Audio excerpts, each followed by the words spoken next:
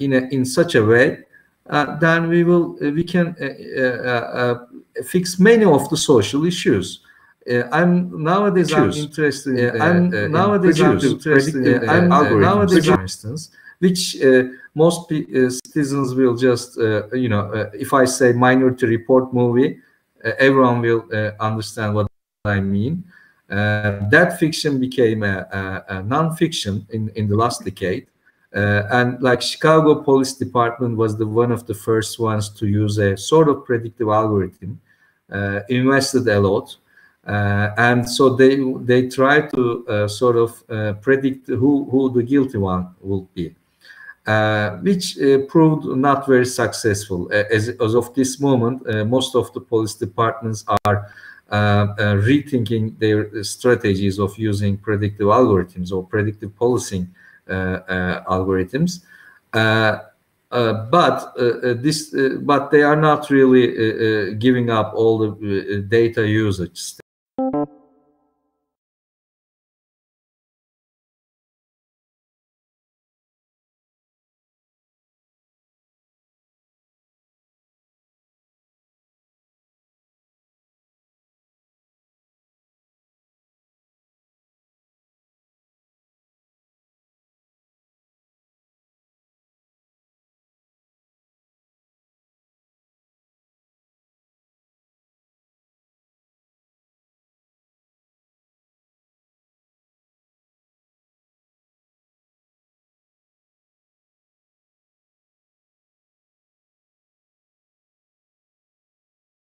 Results. Why? Now then the question comes, the biggest question there is big data. So who is producing the data? It seems that this supposedly objective mathematical truths are not really out there existing without human intervention.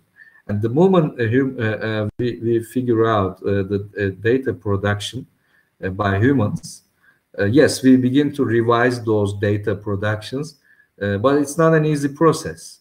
And you probably, most of the friends here, audience, all heard about the stories or some anecdotal examples of, how big data leads to very misleading results, from Amazon's credit card, Apple's, I think, failure to Google photo scandal and all. So now we try to figure out how to deal with big data, and also, of course, comes the other agents. That is, who are the coders, and it seems that there is not much diversification in those coders, which we now call sometimes, Silicon Valley ethos.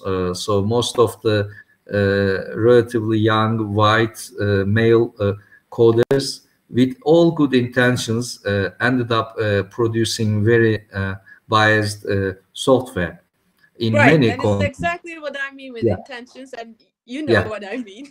Yeah. Okay.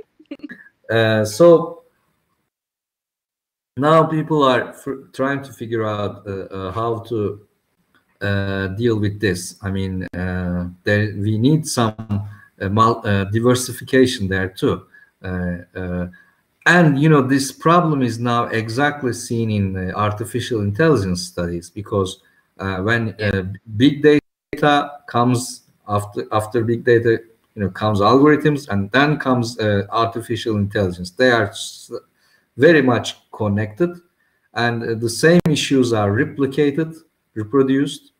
And we see that, for instance, Google's AI department has some problems, like they fired some critics there. That became a big news last month.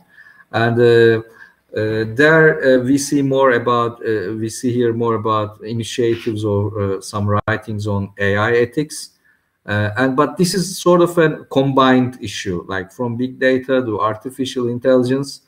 We have this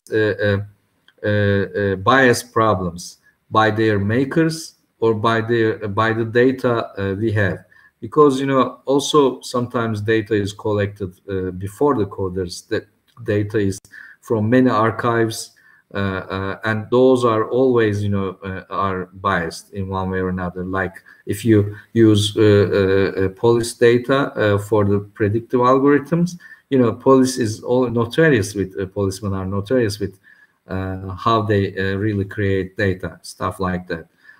So if you want to use and why I'm telling this, because like at some point Facebook said, you know, it will use artificial intelligence to struggle with disinformation or misinformation in its platform, which is, you know, a good attempt maybe. But when you just fire humans, and or when you are not really assisting the human moderators, but instead you are employing some AI software, it doesn't seem to fix the problem. Yes, I mean, the thing is, you know, if it, as I try to say, it helps. And let me say what I will say in the conclusion part. We need hybrid models and assemblages with humans and, you know, humans and non-humans have to work together in a proper assemblage, you know. Otherwise, I'm just you gonna know, say that I'm looking for those days that I could have the moderator, so that I yeah. wouldn't be defined as the moderator, so that I can teach the moderating task, so Yeah. that we can work together. Hopefully.